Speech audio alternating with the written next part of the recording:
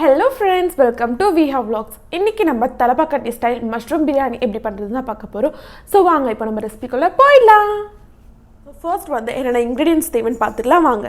So இதுக்காக நான் வந்து ஒரு கப் சின்ன வெங்காயம் எடுத்திருக்கேன். இது வந்து ஒரு 30 வெங்காயம் இருக்கும் சின்ன வெங்காயம். அதுக்கப்புறமா 2 ஃபுல் பூண்டு வந்து இந்த மாதிரி தோல் உரிச்சு வச்சிருக்கேன். அப்புறமா 10 பச்சை மிளகாய், கொஞ்சம் இஞ்சி. இதை வந்து நல்லா கொஞ்சம் குறைன்னு பேஸ்ட் மாதிரி பண்ணி எடுத்துக்கோங்க. நெக்ஸ்ட் வந்து மசாலா வந்து நம்ம ரெடி பண்ணிடலாம். ஸோ மசாலா பண்ணுறதுக்காக நான் வந்து 3 துண்டு பட்டை, 10 ஏலக்காய், கொஞ்சம் கல்பாசி, ஒரு 10 முந்திரி, 2 பிரிஞ்சி இலை, ஒரு 2 ஸ்டார், அதுக்கப்புறம் ஒரு 10 கிராம்பு எடுத்துருக்கேன். இதை வந்து பொடி பண்ணி எடுத்துக்கோங்க.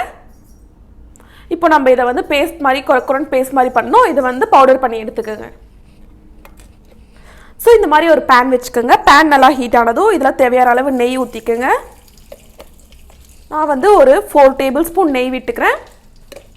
ஸோ கூடவே ஒரு 3 டேபிள் ஸ்பூன்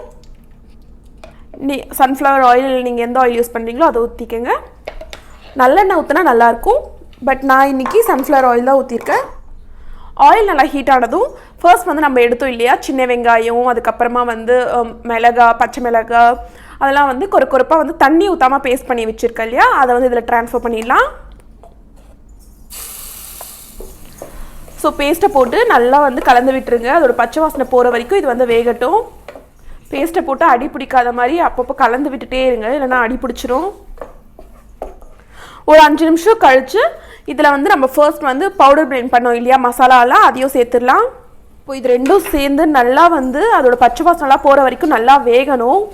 அந்த ஆயில் செப்பரேட் ஆகி வரும் பார்த்தீங்களா, அது வரைக்கும் நம்ம நல்லா இதை வேக விடலாம். கலந்து விட்டுட்டே இருங்க,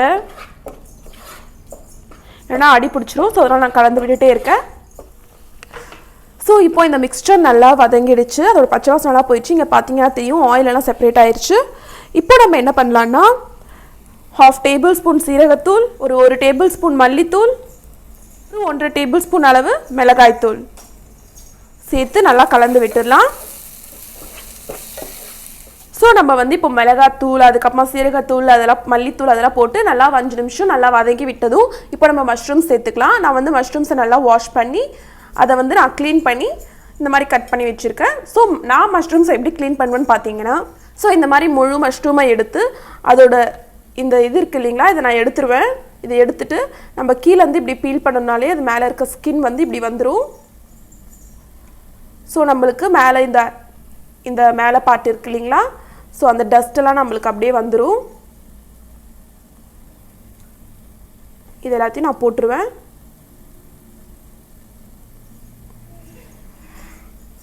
அதே மாதிரி லைட்டாக இந்த உள்ள கருப்பு இருக்குது பார்த்தீங்களா, அதையும் நான் லைட்டாக கத்தியில் வந்து ஸ்க்ராட்ச் பண்ணி விட்டுருவேன். ஸோ அதுக்கப்புறமா அதை கட் பண்ணி நான் இதில் சேர்த்துருவேன். இப்போ நான் மஷ்ரூம்ஸ் ஆட் பண்ணிடுறேன். ஸோ இந்த மாதிரி மஷ்ரூம்ஸை ஆட் பண்ணி மசாலாவோட எல்லாம் மிக்ஸ் பண்ணி விட்டதும் 1 கப் வந்து தயிர் ஆட் பண்ணுறேன். ஸோ தயிர் ஆட் பண்ணி நல்லா மிக்ஸ் பண்ணி விட்டுக்குங்க. நான் வந்து இன்றைக்கி 2.5 கப் ரைஸ் எடுத்திருக்கேன், பாஸ்மதி ரைஸ். ஸோ 1 கப் ரைஸ்க்கு வந்து 1.5 கப் வாட்டர். ஸோ இப்போ நம்ம வாட்டர் சேர்த்துடலாம்.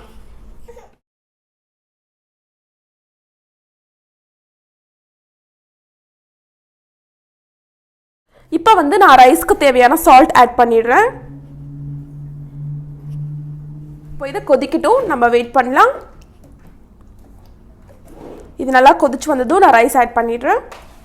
வந்து நம்ம இதை தம் தான் வைக்க போகிறோம், அதாவது தம் பிரியாணி செய்ய போகிறோம். ஸோ இது வந்து நல்லா கொதிக்கட்டும். இதில் வந்து நம்ம அரிசி சேர்த்து அது வந்து நல்லா கொதிச்சு வந்ததும் இது மேலே வந்து நம்ம ஒரு ஈரத்துணி போட்டோ இல்லை ஏதாவது ஒரு க்ளீன் கிளாத் போட்டு மூடிட்டு அது மேலே தட்டு வச்சு அது மேலே சுடு தண்ணி வச்சிடலாம். ஸோ அவ்வளோதாங்க. இப்போ தண்ணி நல்லா கொதிச்சிச்சு, நான் அரிசி ஆட் பண்ணிடுறேன்.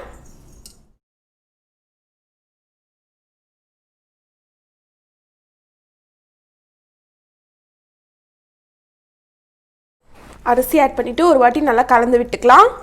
இப்போ இதில் 1/2 லெமன் ஸ்க்வீஸ் பண்ணிடுறேன். ஸோ லெமன் ஊற்றிட்டு இதை கலந்து விட்டுக்கலாம்.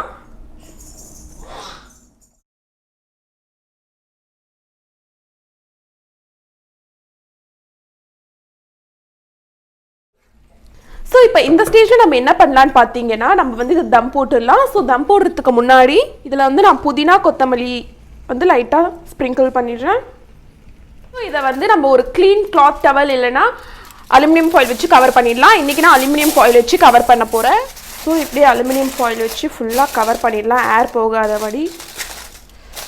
இப்போ இது மேலே ஒரு பிளேட் வச்சுட்டு அது மேலே சுடு தண்ணி இப்படி வச்சிடலாம். ஸோ இப்படியே ஒரு 20 மினிட்ஸ் இருக்கட்டும், அதுக்கப்புறமா நம்ம திறந்து பார்க்கலாம். ஸோ இப்போது 1/2 அன் ஹவர் ஆயிடுச்சு, இதை நம்ம திறந்து பார்த்துடலாம்.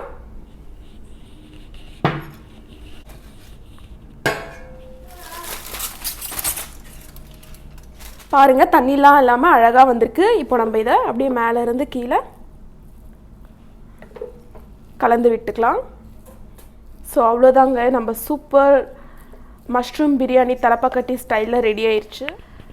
இப்போ நம்ம இது ஒரு பிளேட்டில் ட்ரான்ஸ்ஃபர் பண்ணிடலாம்.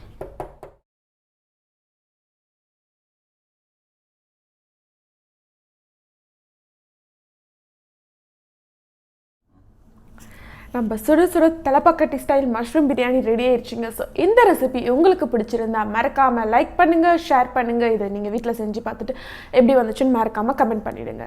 இதுதான் நீங்கள் நம்ம விஹா vlogs ஃபர்ஸ்ட் டைம் பார்க்குறீங்கன்னா சப்ஸ்கிரைப் பண்ணிவிடுங்க, பக்கத்தில் இருக்க பெல் ஐக்கானை டவுன் பண்ணிவிடுங்க. ஸோ நெக்ஸ்ட் நான் போடுற வீடியோஸ்லாம் உங்களுக்கு ஆட்டோமேட்டிக்காக நோட்டிஃபிகேஷனில் வந்துடும். தேங்க்யூ, பாய்.